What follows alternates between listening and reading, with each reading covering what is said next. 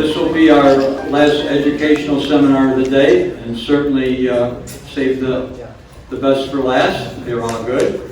It's my pleasure to introduce to you Patti Morris, who's the principal of E-Archive Sciences, and she is known as the golf archivist. She is now based in Rochester and has worked closely with Oak Hill and Fred, who is a member of our group, who is their historian.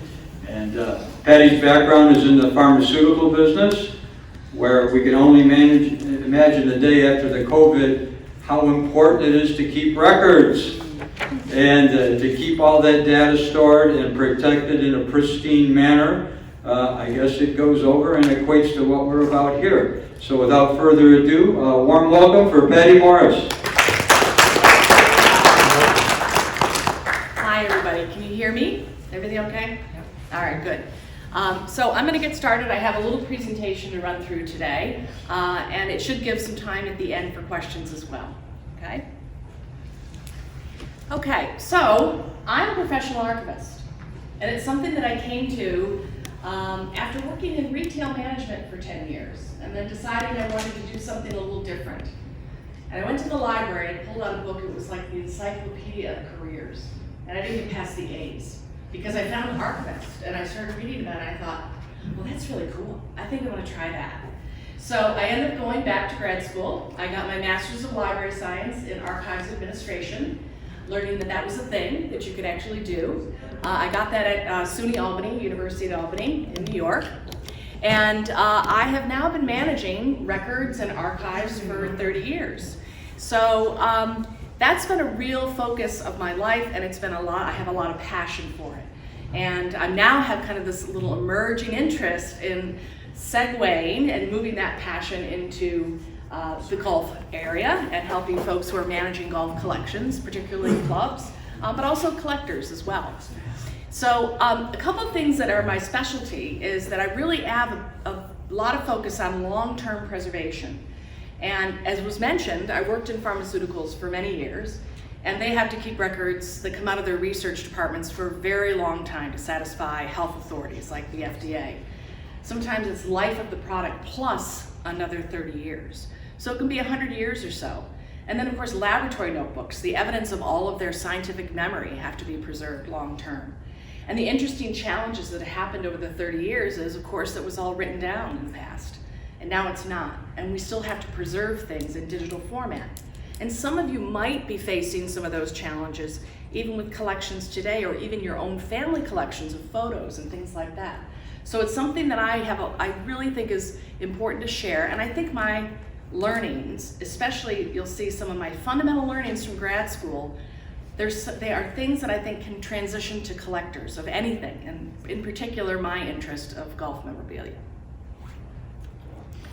So what does an archivist do? So of course we do a lot of different things, including cleaning a lot of things and pest control and all the things that maybe you don't necessarily want to know about. But one of the things we do is we authenticate and appraise historical materials.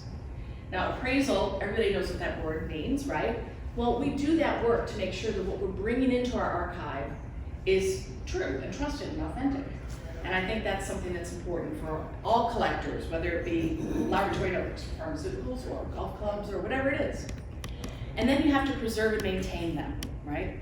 And preserving those things, it can come in many different formats. It can be documents or ephemera, like badges to championships, golf championships, right? Photographs, a huge part of many collections, and then other artifacts. I mentioned that I'm working with Oak Hill Country Club, and they have plaques, trophies, all kinds of things that are part of their collection. You'll see some of the categories of information that they collect on. And then also, I believe it's important to create and maintain trusted digital repositories. That's kind of the next generation of things. It may not be something you're facing now, but it may be something in the future. And then organize and classifying things. That's a real thing that's true to my heart. I love to organize things. I can't say I necessarily do it at home, but I do love to get into archives and places and just kind of get in there and organize things and make sense of the what is sometimes the mess. And One of the jobs that I had working as a consultant in pharmaceuticals is I went down to a company in New Jersey, and they said, well, we need to have you clean some things up in one of our rooms. And I said, okay. And they took me down to this room and opened the door, and it was a room, I'll say that. It was probably a little more closet-sized, but it was a room, and it was floor to ceiling with boxes. And they said, we need to have you organize this because we think the FDA is going to come in the next 6 months, and they're going to want to look at things. And so it took me about 6 months to get through all of those boxes, organize them, put them into folders, put them into, boxes, and then identify what everything was and put it into, in this case, an Excel spreadsheet to list everything that was in that room. And I can tell you, I just loved it. It was one of my favorite things that I ever did, because in the end, there was a huge sense of satisfaction. I'm just sad that I did not take a before and after picture, because it really was kind of amazing. So these are the things that I learned in grad school. Archives Administration 101. These are the 7 things that you learn. You need to have a full course on one of them or 2 of them. It's about mission, right? What are you doing? Appraisal, arrangement, description, protection, preservation, and outreach. As a collector, you probably are doing all of this. And so I'm just going to put it in the context of thinking like an archivist. What does this mean for you? So some of the things that you might want to think about as you're going through and thinking about how these best practices that archivists use can be applied for doing collections. Mission, what do you collect and why? That's important. Appraisal, when you add to your collection, is it authentic? What is its value? Does it fit with your mission? Arrangement, organizing your collection so that best suits your needs, right? So it might be that you put type with types, similar things together, or you may put things together that tell a story. Also description. This is about maybe having an inventory. I always think it's important, know what you have, know where it is, how do you find it and get to it. So creating an inventory of things, it can be very simple, we'll talk about that. Protection, making sure that it's safe and hopefully from unforeseen disaster, theft or loss. We're going to talk about that as well. Then preservation, is it sustainable? Can it be maintained long term? Is it in danger of becoming obsolete or deteriorating? And what can you do to try to prevent that, halt it, right? And then outreach. Are you going to share your collection, right? Is it something that you're going to display publicly? Because those things may make a difference in terms of how you manage it. So building your collection, that's the very first piece of this. We'll talk about mission and appraisal. So this is an example mission. I will tell you that it does come from, it's loosely based on the historian's office mission at Oak Hill Country Club, where Fred Belts is the historian. And I just maybe made it a little bit more generic. But it does say, define and build your collection. That's one of the first things that you're going to do. I think definition is really important. Protecting, preserving, and then growing and enhancing. So think about that. Just sit down for a few minutes and write down your mission. What is it going to be all about? You may already have it. It's all already in your head. Or for collectors that might be just starting out, that might be a good way to kind of focus and identify what you're going to focus and concentrate on. So you don't get what we would call scope float, where you start looking at all kinds of different things and your collection becomes a little bit varied rather than focused. And then appraise. You all, as collectors, probably know an awful lot about what you're collecting, and so you're going to bring that knowledge to your acquisition process and appraise things to make sure that they're special, they're focused, they're significant to your collection. The other thing about appraisal and creating this mission is it gives you the ability to say no thank you when someone presents you with something for your collection that maybe isn't quite a fit. I can tell you that often happens at Oak Hill, where members will bring something in and they'll leave it at the front desk and say, can you take this to the historian's office? And it comes up to the historian's office and it's a framed photograph of Paris. And someone thought that we should have that. I'm not quite sure how they got there. But when we saw that, we were like, well, this is nice and it can maybe decorate a wall, but doesn't have historical significance to Oak Hill, which is the first line of their mission. That's what they collect. Now, we often do get some wonderful materials that are dropped off as well. So that kind of serendipity works both ways. So the other thing is about assuring the authenticity. As collectors, you know, you want to make sure what you have is authentic. It's not counterfeit, right? And so you want to acquire from trusted sources, and you want to do your research. And part of that research might also be identifying the value in case you need to carry insurance on your items so that you can make sure that that is protected as well. So then organizing your collection. This is, like I said, one of my favorite pieces of this, about arranging and describing. So there's a lot of different ways that you can arrange things. You can just think, these are very typical ones if you're thinking about subject and content, or chronological order, or alphabetical order. This doesn't always work with artifacts, but it can work with some of the other materials that you have. And having them properly organized and arranged is really what helps you find them later.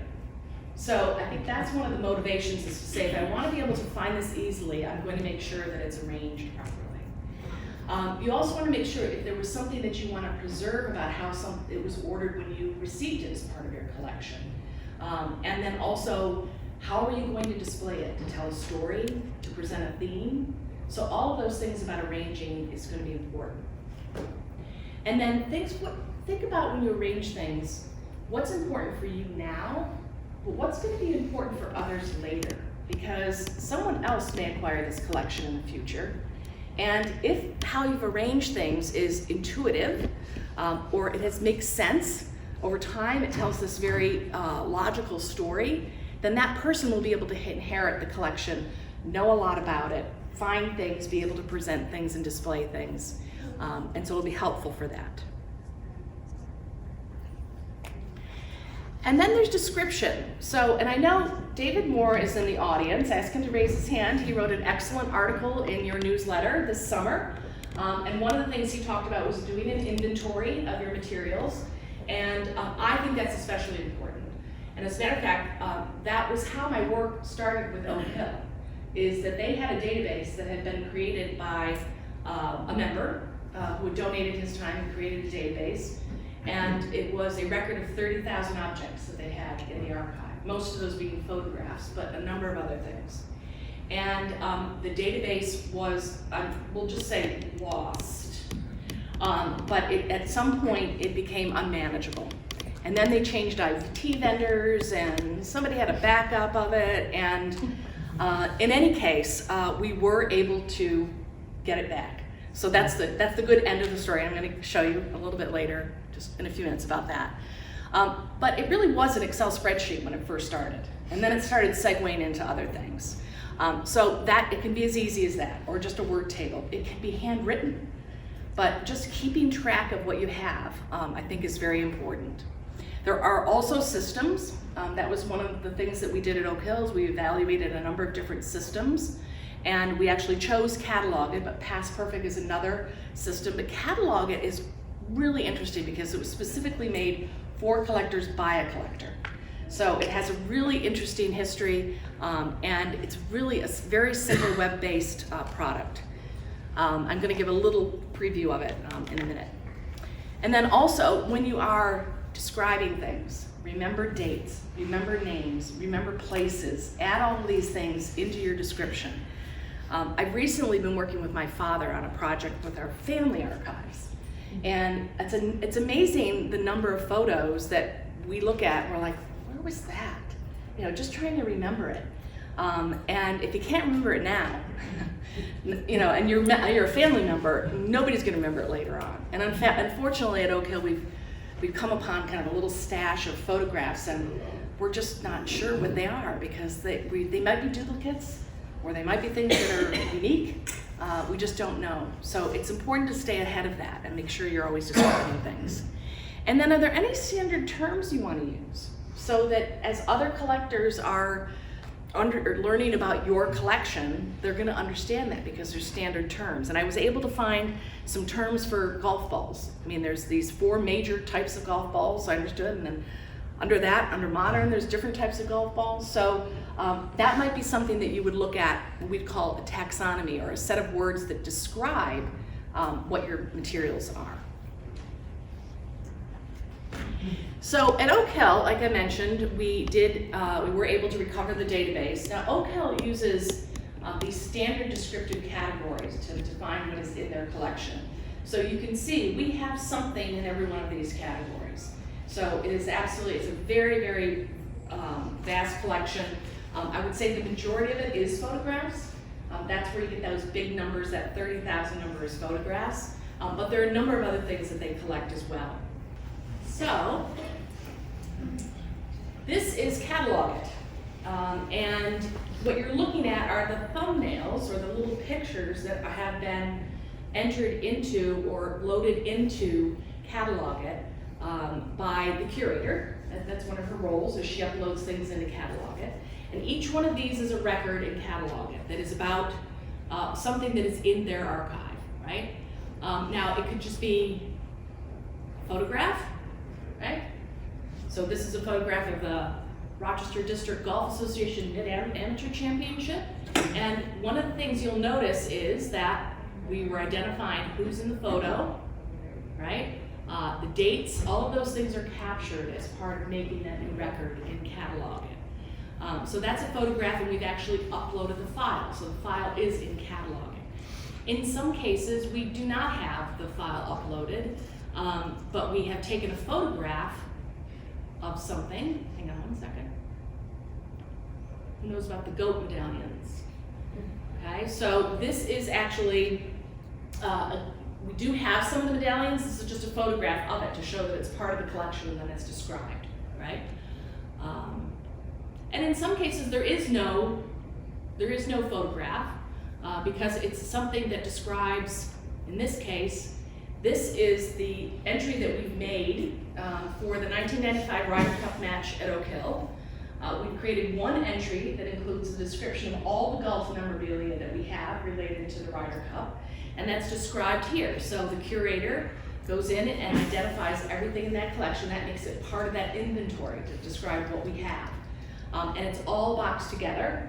And so if somebody comes in and they want to say, oh, I'd like to see some of the things from the 1995 Ryder Cup, we can go find out where it is. This will tell us what box it's in, where that box is located. We can go pull it, and they can sit down and look through those materials. So it's a really nice way to organize things. Again, this is a big collection, so it's worth the investment. CataLogIt works on a monthly subscription basis, and you get a certain amount of storage for free with that subscription. I'll have some materials at the trade show tomorrow, some little cards. They're really a great group. They provide a lot of great support, will help you get started. So I'm really very impressed with it. So that was about arranging and describing your collection. So is anybody starting to kind of feel like you're an archivist yet? Like maybe this is something you want to consider and some of these principles you want to apply? Come on, it's really fun. It really is. Okay, protecting your collection. So this is an important piece. We all know about that. And that's also, David mentioned a lot of ways that you can do that with your collections, because unfortunately, bad things do happen. Now, not often, fortunately, but they do. And this is an example of something horrible that happened, something tragic. This is the fire at Oakland Hills, a picture of that. The fire is actually from the Detroit newspaper, not my credit anything, but to give them credit. And this is an unforeseen disaster. I mean, they just couldn't really prepare for it, right? There's a really interesting thing that I've heard. It has not been verified, and if anybody's heard anything different, please speak up. But my understanding is, surprisingly, they did not lose as much of the archive as you would have thought. As a matter of fact, the consultant that they're working with has said they've only lost about 10% of their collection. And there's two reasons for that. One, the heroic firefighters that went in, and on the first floor where they had the trophies and all, and their museum set up, went in and tried to save as much as they could before the fire engulfed the building. And then secondly, their archive was in the basement. Now what's really interesting about that for me is, I can't tell you the number of years I fought being in the basement when I was in pharma. Because my biggest worry was that it was gonna get flooded. And that water is gonna find its way somehow, right? And we were always under pipes, and I was always worried about it. And I always was trying to get out of the basement. And then when I heard that Oakland Hills actually survived, their archives survived the fire because they were in the basement. I am now making some changes to that thinking. Now, their basement, they did receive some water damage, but not fire and smoke damage, and so it was very, very fortunate. Interestingly, water is not as bad as you might think. What they did, and this is usually something that happens after these events, the insurance companies will come in, whatever, is when materials get sodden with water, they freeze them. They bring in giant trucks and they freeze all of the papers, and then they slowly thaw them again until they become dry. And I know I had to write disaster recovery plans in pharma every year. I had to have an updated plan to satisfy my management and regulations, and we always had a contract with a freezer truck company to be able to do that work. So that's something that I think is we're really grateful for Oakland Hills not having lost a lot of their collection. So what are some things that you can do to protect? Well, David talked in his article about these acid-free containers, so folders and boxes. Now I have a link because it didn't work last time. I'm not going to hit it now. But I work with a company called Archival Methods, which is in Rochester, so that's where I'm from, and so I like to promote my local vendors. But there's many others that also supply archival containers. I actually got to see them making them at their facility in Rochester, which was absolutely fascinating. So that's an important thing. Now, some plastics can be used as well. And I was a little against that, but I did end up speaking to somebody and doing some research on it. And I chose that for some of the materials at Oak Hill because they have a sprinkler system as part of their fire suppression system. So everything's gonna get wet. And like I said, it's not the most disastrous thing that can happen, but at least if they're in plastic, it might protect them a little bit more, especially if maybe it's just the sprinkler system just goes off versus there being a fire. There's some other kind of tragedy that happens. So some plastics are viable. And then the storage units that you want to think about, this could be for artifacts, documents, whatever, our fireproof cabinets or storage cabinets, but making sure that they're sealed. I was working with another club recently and they store all of their things in big metal cabinets, which looks okay, but they actually recently had the fire department come in and review how things were stored and where they were stored and get some advice. And the fire chief said, well, these cabinets are okay, but there's holes in the top. So you might want to plug those up because the sprinkler system is going to come down from the top and it's going to go into those holes. So it's a simple fix for them, but that's something that they're going to look into. And then the facilities, making sure that you do have some type of fire suppression. Now, if your collection is at home, a fire suppression system is a fire extinguisher, a fire alarm, and a fire extinguisher, and making sure that you have those things in place. But if you have larger facilities, whatever, you will have firewalls, things like that. This would have been another link, but there is a vendor that sells a disaster recovery kit. You can either buy it or you can go on and look at their list of things that are in their kit. I can tell you tarps are usually in there, and other materials that will help you in case a disaster does happen. You can keep that kit nearby. So here's a picture of the Oak Hill historian's office. And up there in the top left, those colored binders, those are all photo albums. Fortunately, many years ago, they started a program to scan all of those. So everything in those albums has been scanned, and they're all uploaded into CataLogIt now and described. And then we also have things in these file cabinets. On the right-hand side, those are the archive-free or acid-free boxes. And we put materials in there, like there's a box for scorecards. So all the scorecards are put together in a box. So you can either browse, because there's a little label on the outside, you can stand in front of there and say, oh, I might want to pull this box and look at it. Or you can actually find it in the database. And then we also have a little reading room area and an area for processing new things. We do get visitors occasionally, and we do tours as well. And then this one, again, I'm not really sure this is going to touch on you for your collections, but I'm such an advocate of this. I want to bring it up because you all are now creating digital photos. And you have things that you might be preserving, even videos or video, like VHS tapes of movies that you took. You might have film. My father still has film from his parents' honeymoon in Europe in the 1920s that he's now had converted. He used this company, Media Transfer Services, in East Rochester, New York, another local. But this guy is brilliant, that owns this company is brilliant. He does media transfer for major Hollywood studios. He's just an absolute expert. And if you want to do it as a mass conversion job, that can be an easy way to get it done. Or you can do it at home as well.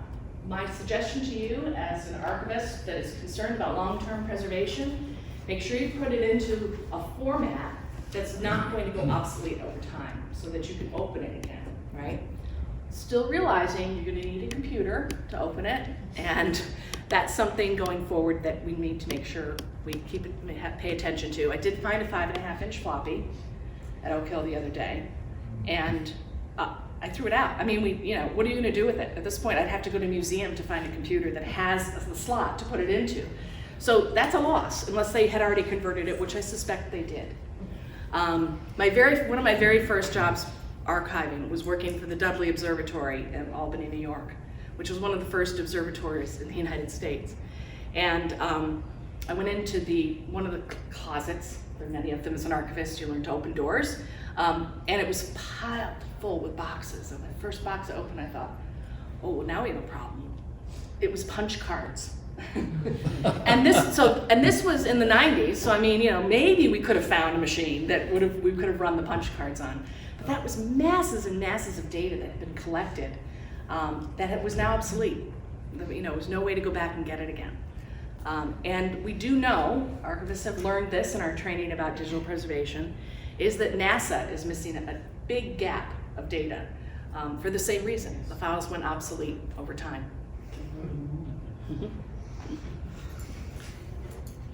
And then the other part of this, and I know this meeting is an example of it. This is outreach. This is collectors getting together and talking about their collections. And so I think that's really important, and it's fun. It's fun to get out there and meet other people that are doing the same thing as you, to trade, to talk about things, to learn from each other, to do the displays. I know that's Fred Belt's, the historian at Oak Hill, one of his favorite things is to create these displays. And he's just become brilliant at it, about selecting what should be in it and describing it and putting it all together. And it's just been, the members love it. And when we have tournaments at Oak Hill, they, often those displays are pretty prominent. Sometimes they even see the cameras rolling in on TV looking at those materials. It's also a time when we get a lot of queries when championships are coming. So we have the 2023 PGA coming. We're already getting queries. PGA's already set up on site. So they're coming in, and I would say on a weekly basis we're getting queries from the media or from people who are interested. And so getting out there and sharing your collection, I think, is really important. And I don't know, do any of you have websites that you've dedicated to sharing your materials, or do you share things on social media? Do you post on Instagram or Facebook or anything like that? Anybody doing that now? Yeah. I mean, I think that's a great way to do it, because that's going to start attracting the younger generation to these things, because that's how they work. They work in that mindset. And being able to share it that way, I think, would be really exciting. So this is on the top. Well, the top right you might recognize, because I stole that from the GHS website. So that's everybody here sharing their materials at the trade show, which we will have tomorrow. And then the other ones are Oak Hill, where there's a golf ball display that they've set up. They have a trophy room, which they use. It's a library trophy room, so the replicas of all the trophies from the various tournaments. And then the timeline, which is really nice. And actually, I just visited the Country Club of Rochester about a month ago, and they have lined a whole hallway with these wonderful giant posters and things that they've made up that includes photographs from the clubs over time. And it's really, they've done a really amazing job with it. So that's the end of my presentation. I hope you've learned a little something today. That was my intent.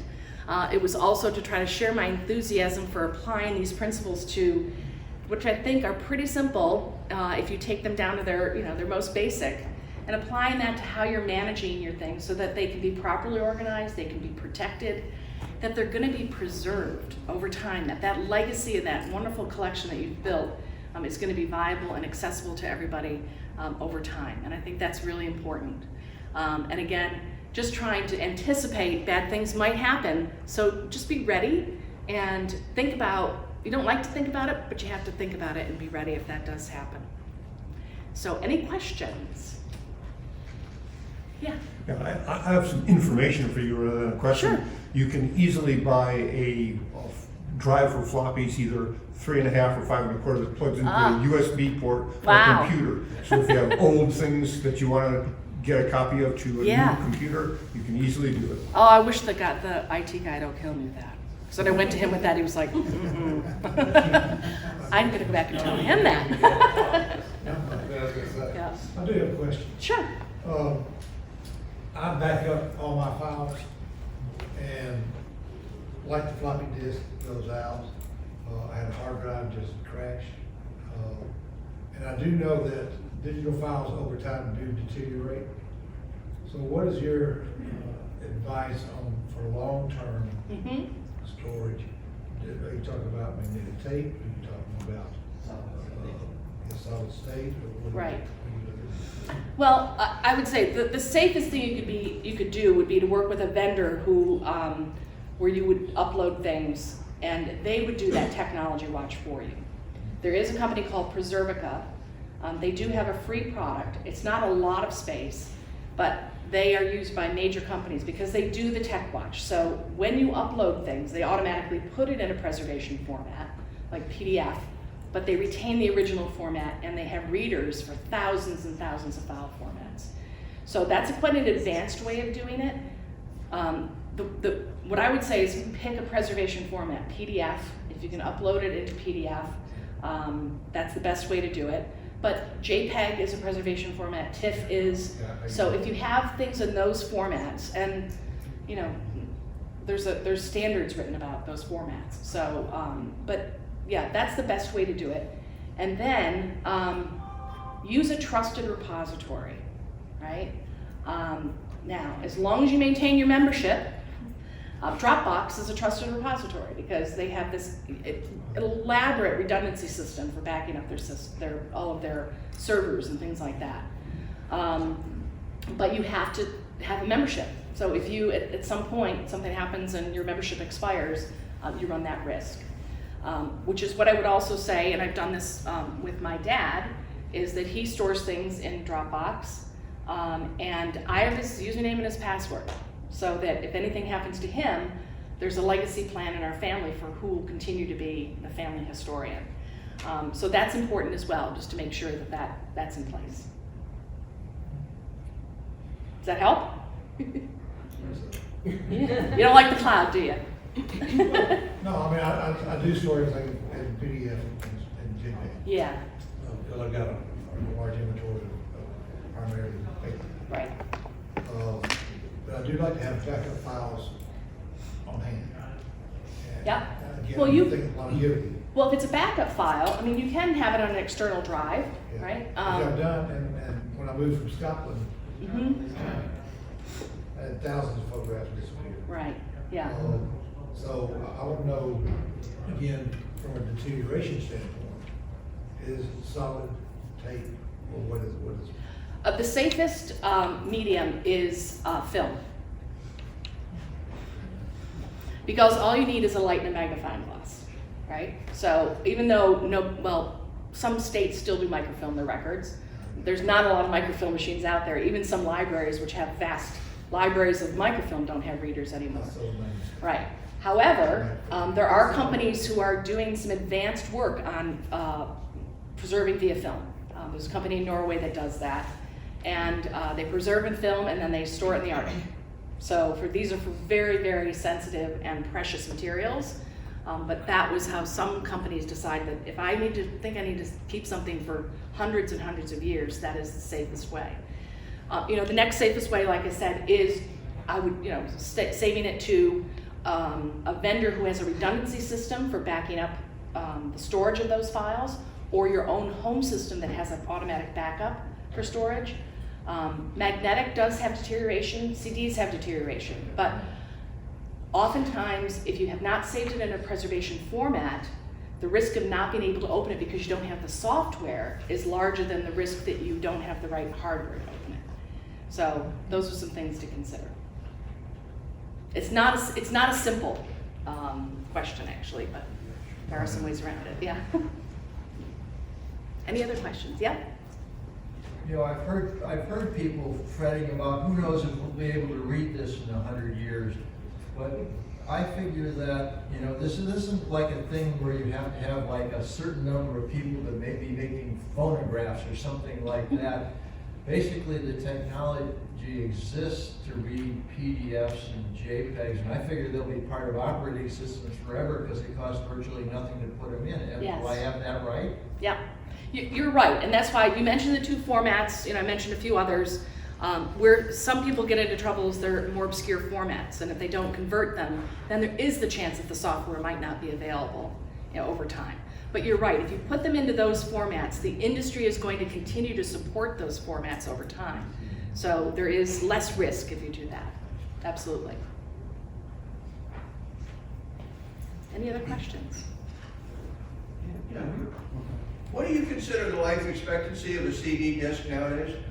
Well, the CDs, they'll put 100 years on it, and you know, it really, the answer to those kind of questions is it depends. My point being, what you put on the CD has more risk than the CD itself in terms of longevity. Because if you put your files on a CD in a format that can't be opened by software in 50 years, it doesn't matter if you have the drive, right? So that's kind of, that's something to think about in terms of the format and the media that you put it on. But the CDs themselves actually last a long time. Magnetic tape, not as long. We actually are just in the process of converting some VHS tapes at Oak Hill that were created many years ago, obviously. We were able to track down a VHS player, but went through and did some appraisal work, decided which ones we were going to convert, and then we'll use that transfer service to convert it to an electronic file in one of the preservation formats for video. And then we're actually going to store those, I think we're going to store them in Vimeo, because they store a lot of other materials in Vimeo. So that might be a place where we would use it. It's like a, you know, they'll continue to maintain that as long as they have a membership, but it's an option for us right now. Have you ever heard of something called Collection Master? And probably not, because actually I got a call from Rochester like 3 years ago. They said, "Where do you store your stuff on?" I said, Collection Master, $39 one time.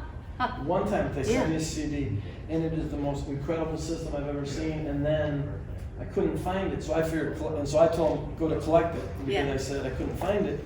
But I imagine Collect It bought this company out and then destroyed the system, so they charged $200. It could be, I think, yeah. That system, somebody could make a fortune in redoing this CD, because it takes like 3 minutes to set the whole program up. Unlimited. How many photos can you do?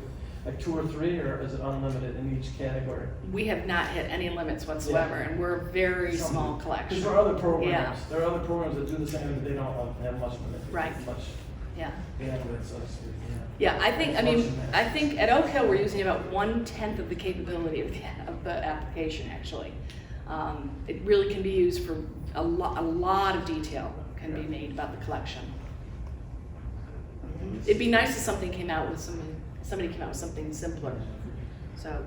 There's so many of them, and everyone has things that are great about them, and other ones, and parts of it are just awful. Like, I use Past Perfect at Oakland, and I use it at my other museum, and it's fine. Right. But it's not foolproof. Like your search terms, like you think it'd be simple enough that, hey, 1994 U.S. Open only would bring up 1994 U.S. Open, but because it says U.S. Open, if you have 1983 U.S. Open, it'll bring that up because U.S. Open's in the description.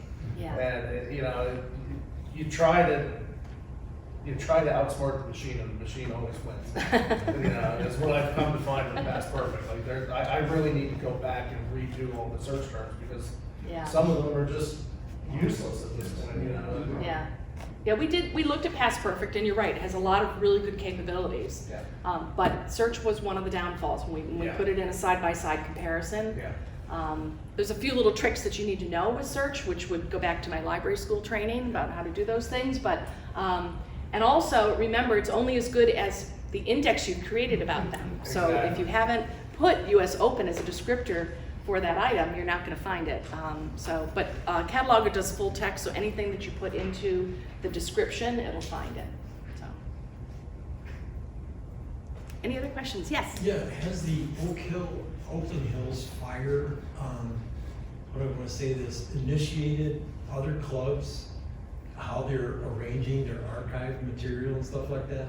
Have you heard of anything in the industry like that? Well, we have heard of I've heard of a few clubs that are now getting more interest in looking at managing their archives better, so that they feel more assured that they would be protected in case there was a disaster like that. So it has raised that kind of awareness that something should be done. I mean, a lot of people, without knowing that kind of information we've heard about Oakland Hills, could just assume that it's all gone.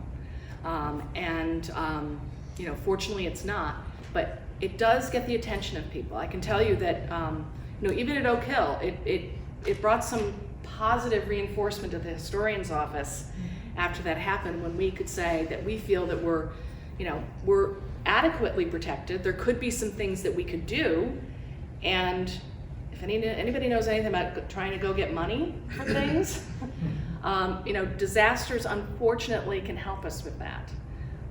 When I worked in pharma, people would hate it when the inspectors came in. I loved it, because if an inspector came in and found something, which was something that I probably knew about and had been trying to get money for years, once the inspector said, "Oh no, now we have to fix this," then I you know, suddenly there was money in my budget.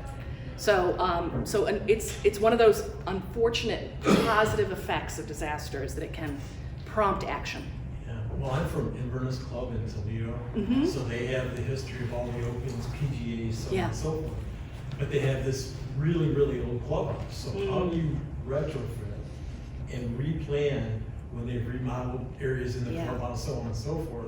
So it becomes a pretty big issue. But then when you look at the value of those collections, it's astronomical. It is. There's a couple things. I mean, I did mention the fireproof cabinets, those are great, but in the older clubs, depending on where the rooms are, they can't, they're very heavy. So in the older clubs, they can't be supported. As a matter of fact, the ones that we're getting at Oak Hill will not be in the historian's office. They're going to be in the basement, because there just isn't a floor that could hold the weight of them. Not just alone, then once they're loaded. So with the older clubs, that is a challenge, but yeah. Well, I also did hear at Oakland Hills that a lot of their collection stuff was close to the entryway of the clubhouse. Yes. So it was very, very fortunate that and there was actually people also helping the firemen get stuff out of there. Right. And so it was the location that was really critical, along with the basement aspect that you mentioned. Yeah. That was really critical for them to be able to get some of this stuff out. Yeah. And I mean, something else that you could always consider is that if you really feel that there is no place within the building that they could be adequately stored safely, you could consider off-site storage, and you know, contract with something like Iron Mountain to store things off-site, where they have, you know, obviously their own disaster systems. But then that added, like, if you want to look at the materials, you have to wait to get them back again. Right. So of course we use that all the time in pharma. The last company I worked for had 200,000 boxes at Iron Mountain.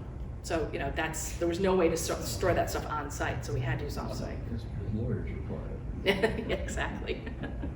Yes. Yeah, you talk about the collection, just FYI, everybody thinks about photographing their collection and taking pictures of it and listing it, and then they completely forget about the thing that Oakland Hills did do, and that is they went in and photographed every single room in that building. Yes. Photographed every wall in every room. Mm-hmm. And because of that, the insurance adjusters were able to take a look at it, and for instance, in the main mating area, where they had the murals painted on the walls, they could appraise that immediately and say, this is what it's going to cost to redo that. Yeah. So don't forget to take pictures of every room and the walls. That's a really good point. Thank you. I mean, to back up your questions, you know, when Oakland Hills burned, I know I got a phone call from the club that day, like, what's our disaster plan? And we really never had one, you know, did you guys have one in Marion before? Yes.